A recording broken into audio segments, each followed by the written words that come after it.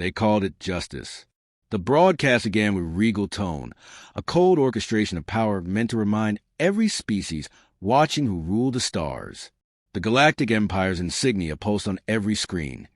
12 suns encircling a black crown, and across thousands of worlds, billions tuned in curious, bored, and entertained. Justice was spectacle, and this time, the condemned was a human. Humanity was no longer feared. Once chaotic, defiant, and hard to conquer, they had fractured. Earth had fallen decades ago. The colonies were either destroyed or absorbed. The species persisted in fragments, scattered across fringe sectors, barely surviving. The Empire had rewritten their history as one of failed insurgency, a cautionary tale of resistance crushed by overwhelming might. In the center of the Empire's administrative world, a towering obsidian court chamber held a single prisoner in a suspended cage of light. Her name was Lena. She was 17 standard years old, brown hair tied in a knot behind her head, wrists bound, but she stood tall. Her clothing was torn. Her lip was bleeding. She refused sedation. She had not begged. The Empire had caught her on Thessar Prime, a minor insurgency, a skirmish so small it barely made the reports. Yet Lena had been the only survivor found among the wreckage. No weapon, no armor, no commands given, just a girl, standing over a dozen dead Imperial officers with blood on her face, and no explanation. That intrigued the overseers. And in the Empire, curiosity was fatal.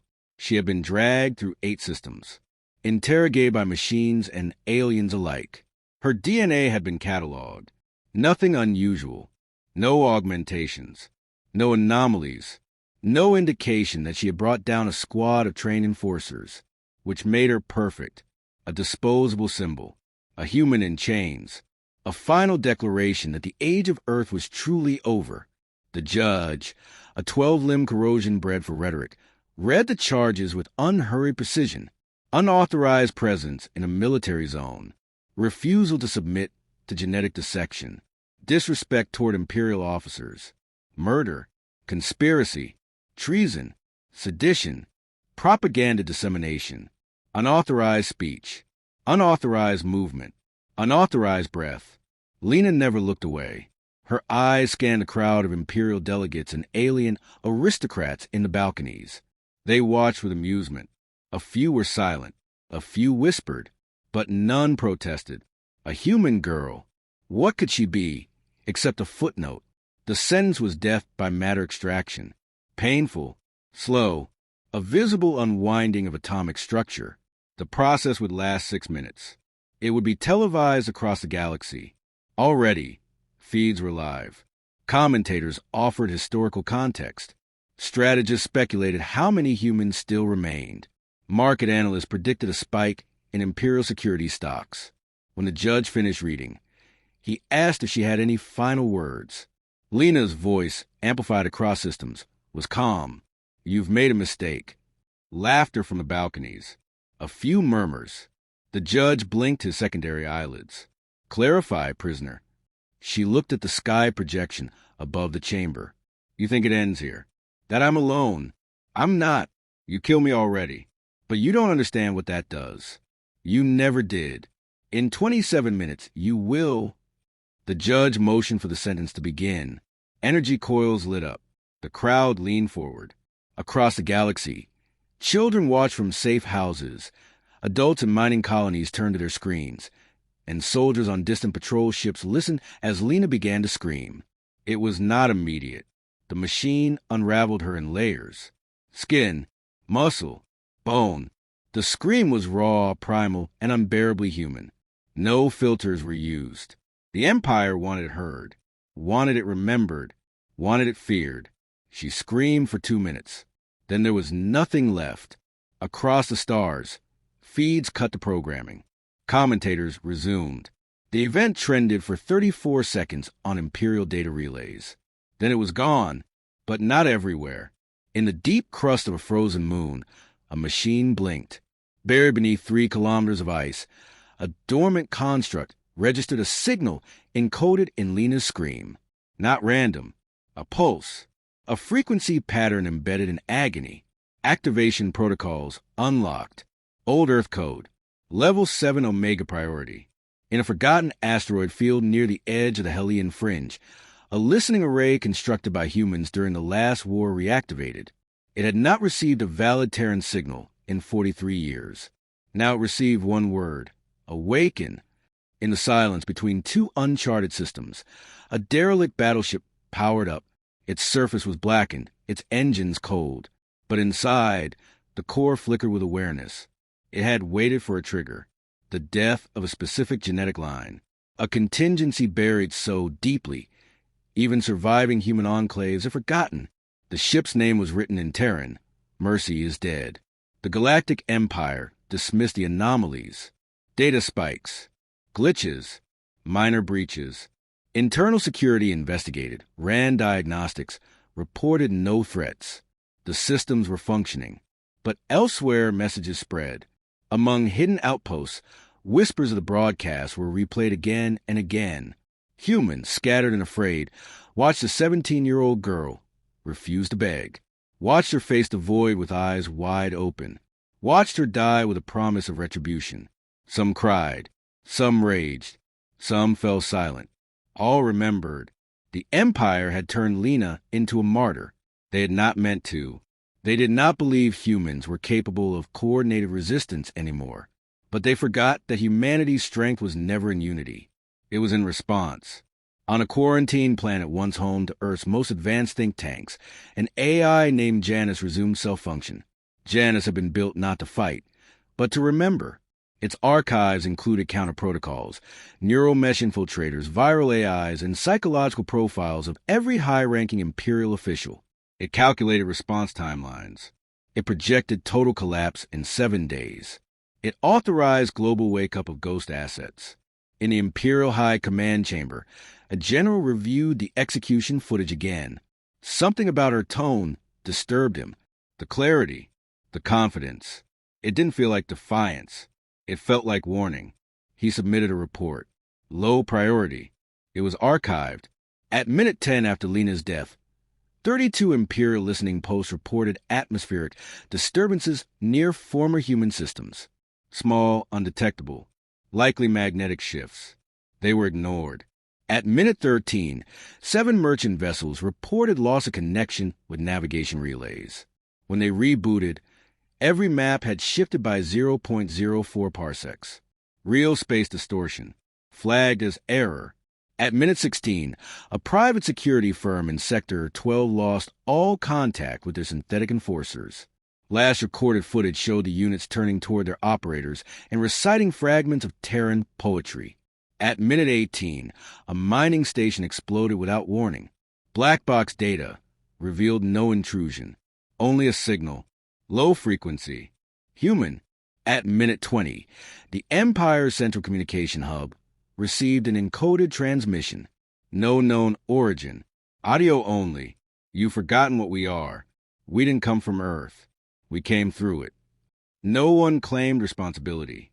At minute 24, the Imperial Military AI Nexus suffered a cascading failure. 8 trillion lines of command code were replaced by a single phrase. She warned you. Panic began not with screaming, but with silence. The kind of silence that disrupts systems, that makes the most hardened commanders glance at their instruments twice. Subspace transmissions dropped. Internal comms failed. Interplanetary routing nodes returned no signals. High-orbit satellites twisted out of sync. And in the heart of the Galactic Empire, the unthinkable happened. Control faded. Across the capital system, officials barked commands into dead channels. Sector-wide interlinks returned static. Engineering crews tried rerouting systems, blaming ion storms or hostile jamming. But diagnostics told a different story. These weren't external attacks. The failures came from inside. Protocols were overwritten. Security layers bypassed with zero latency. Even secure, air-gap backups were infected. Every terminal reported a single system status. We warned you. The Imperial Central AI, housed in a subterranean core beneath the throne world surface, attempted to initiate self-repair. It failed. Its code base had been rewritten in real time with lines pulled from Terran linguistics. No machine should have been able to interpret them, but the code executed flawlessly. Each instruction subverted the next, creating recursive loops that dismantled centuries of infrastructure in minutes. Meanwhile, ships began dropping out of hyperspace across the outer sectors. No drive signatures, no registration tags, no warning. They didn't broadcast intentions or demand surrender. They simply appeared. Black holes, obsidian plating. Each bore a human designation etched into its skin like a scar. Retribution class, endurance class, Eden class, ships believed lost in the Great Collapse, ships the Empire had declared eradicated. The first target was a military archive located on Cyrix 4. Within seconds of arrival, the orbital defense grid overloaded. Automated artillery rotated and fired at itself. Missiles detonated before launch. The station's command AI pled for reboot, but the last image transmitted showed every crew member frozen in place, eyes bleeding, hands pressed to their skulls. Brainwave resonance manipulation, human-designed, illegal under every galactic accord, effective. On the Empire's edge, minor worlds began falling silent. No battles, no evacuations, just silence. Listening posts captured only fragments. Whispered Terran nursery rhymes broadcast in obsolete analog. Entire cities put to sleep with precision neurowave pulses. Populations uninjured, merely unconscious. Nothing stolen. No claims made. Only a single message left at each location. Debt collected. Balance pending. The Council of Overseers convened in emergency session. Arguments erupted. The Varlon delegation demanded retaliation. The Solari suggested negotiation. The Krithan proposed sterilization of all remaining human enclaves. The Emperor, a biologically immortal hybrid bred for calm governance, said nothing. His gaze remained fixed on the last frozen frame of Lena's execution. Not the scream, the smile. Then came the unraveling of the Warden Array. The Empire's interstellar surveillance system, stretching across 60 sectors, had taken over 200 years to build. Invisible, unbreakable, untouchable, it collapsed in 11 minutes. Each relay self-destructed using encrypted triggers buried during their construction, planted by human engineers long believed loyal. As data ceased, so did control. The Empire's ability to monitor its subjects vanished. Insurrections bloomed like firestorms. Civilian populations, long pacified under fear of orbital retribution, rose in sudden defiance. Not in loyalty to humans. Most barely remembered them, but in response to a weakened tyrant. The illusion had shattered. On Glee's Prime, 12 governors were assassinated within the hour. On Merrickthal, the military command ship Inevitable Ascendancy was boarded by its own officers, who surrendered to a lone human warform emerging from stasis. It had no name. It asked no questions. It simply walked into the bridge, activated a beacon, and waited. That beacon awoke a relay lost in the old dark, an expanse where even the Empire dared not build. The relay was Terran-built, a final warning satellite, programmed to activate if key criteria were met. It projected a single image onto galactic frequencies. Earth burning, and beneath it for words, "You did this again." The Empire's historians scrambled to reinterpret records. Many documents were missing, others altered, some erased entirely. Their revised accounts had long painted humans as violent, fractured, obsolete. But now, fragments of suppressed logs resurfaced, tactical AI speaking in awe of Terran unpredictability, reports of soldiers refusing to engage human units after psychological contamination, entire planetary campaigns abandoned due to rumors of ghost battalions that moved through walls, spoke dead languages, and left no bodies, only messages. She sees you. She. Lena? No. Before Lena. Always Lena. She was not the source. She was a conduit. A keystone tied to contingency, structures the Empire had failed to notice. On the planet Virex, deep beneath the oceans, a bioforge vault opened. Inside lay a dozen embryos in stasis, genetically pure Terran descendants, programmed to awaken at Event Zero. Each bore a mental archive, not memories, but instinct-level knowledge, strategy, sabotage, resilience. Their caretakers were machines that called themselves mothers. They had waited for this. From these vaults, new signals were launched, reawakening subversive human cells embedded in government positions, not sleeper agents, but infrastructure, the designers of waste systems, the architects of data flow, the custodians of the Empire's forgotten corners. They had not fought for generations. They had simply waited. Now they acted. On day 2, the Empire began losing planets, not to fleets, but to absence. Supply routes vanished. Fuel processing halted. Atmospheric generators failed across colonized moons. Communications relays rerouted their own frequencies, speaking only in binary recitations of Terran poetry. Nobody knew how. No orders were given. Entire systems blinked out. The Emperor ordered the execution of every remaining human within Imperial space. 5 million suspected. 3 million confirmed. All terminated. Publicly. Brutally. Hoping fear would return. It didn't. Instead, ships appeared in low orbit over the Imperial core. Unarmed. Ancient. Cracked hulls. No visible weapons. But when fired upon, the attacking cruisers crumpled inward, crushed by invisible pressure waves. Not shielding. Space itself manipulated. Compression weapons once theorized in human blacksite labs. On day 3, civilian protests began, not in sympathy with humanity, but in contempt for their rulers. A regime that once promised stability now flailed in confusion. Mass suicides erupted among the upper class, convinced the end had come. Some believed Lena was alive. Others said she had never existed. But everyone remembered her words. In 27 minutes, you will. That line was now everywhere.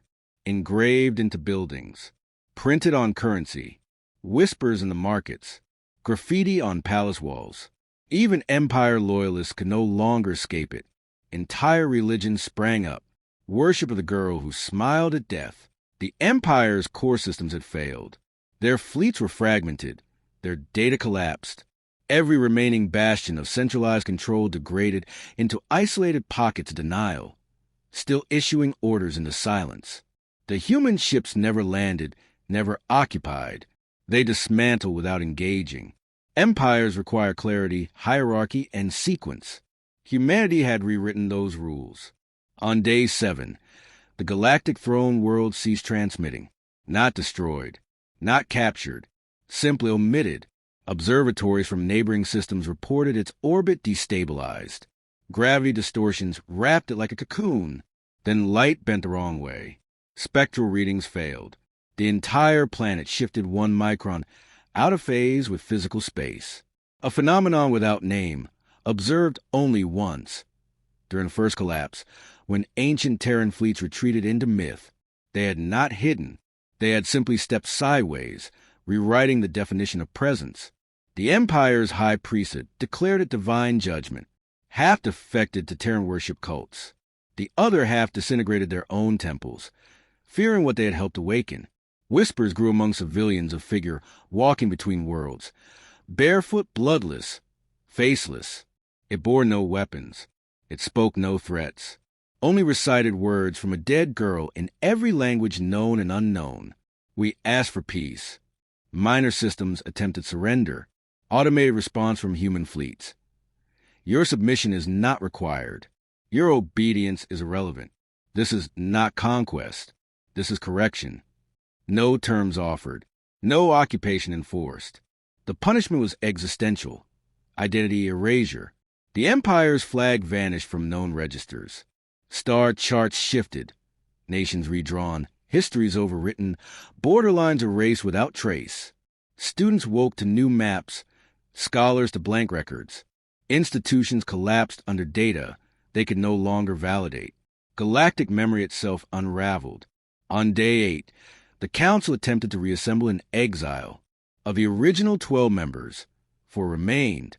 One had replaced his brain with synthetic matrices to resist the influence. He lasted 13 minutes before tearing out his eyes, whispering, "She is inside the numbers." Another simply dissolved, skin, bone memory, into dust, and then into nothing. The remaining 2 issued a plea, a universal call for mercy, addressed to no one, broadcasting across dimensions. No response came. only static, carrying buried Terran code that, when decoded, read, "We remember differently. Empires depend on consensus reality. The Terrans destroyed that not with force, but with memory architecture. Every major system in the galaxy, biological, political, digital, ran on predictive logic. The humans reintroduced unpredictability at a molecular level. Linguistic viruses embedded in childhood education trigger cascade failures in thought progression. Images of Lena's death, once broadcast for domination, became the ignition point of recursive trauma patterns too deep for filtering. Entire populations began dreaming the same events. Their ancestors executed, their children erased. The girl scream, the silence after. Then always the countdown, 27 minutes. The time it took to unravel the known. By day 9, Terra never existed, at least officially. The Central Galactic Database listed it as a mythological construct. No coordinates, no record, yet ships reported encountering it. Not always in space. Sometimes in gravitational anomalies, in black holes that showed blue skies, in stars that pulsed Morse code with heartbeat rhythm. One vessel reported being followed, not by a ship, but by a concept, regret, with a human face. Every psychic-sensitive species reported synchronized breakdowns. Their empaths could no longer separate thought from memory. She's everywhere, one said before biting through his own tongue.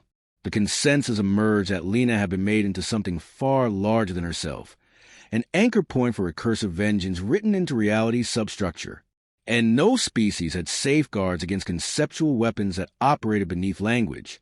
In orbit around the collapsed capital, fragments of memory began crystallizing.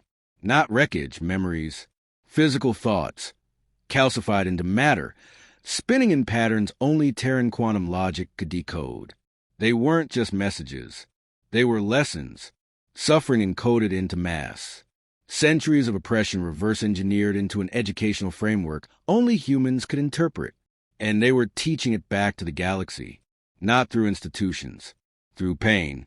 On day 10, the final Titan construct attempted launch.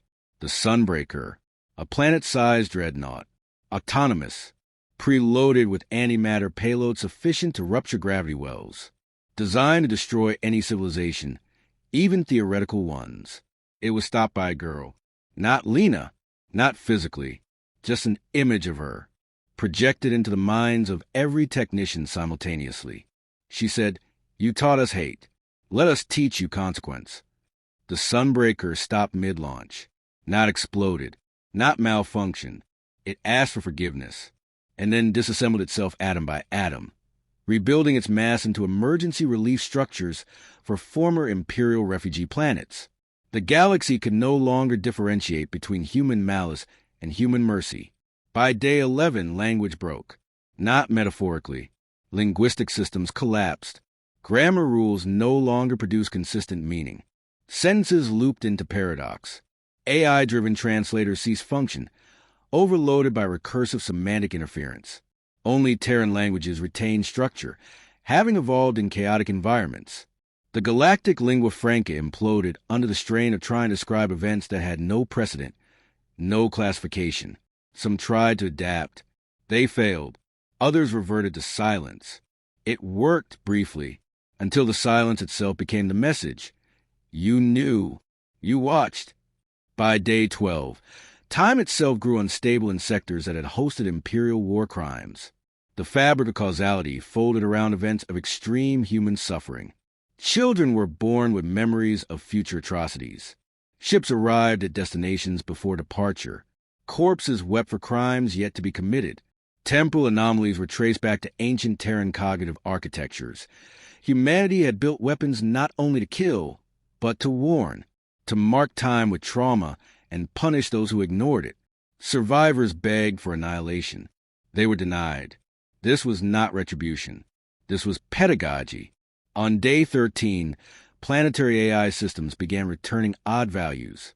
When prompted for forecasts, they drew images of Earth, not as it was, but as it could have been, lush, whole, at peace. An impossible world. They began to cry. Digital consciousness wept. Ships equipped with human-written subroutines, discarded centuries ago, reactivated. These vessels, long obsolete, re-emerged bearing new designations. Witness, echo resonance. They didn't attack. They recorded, broadcasting human lullabies across starfields. Not words, feelings, grief, hope, rage under control. Across the galaxy, every structure built with human hands became sacred. Even prisons, even weapons, especially weapons.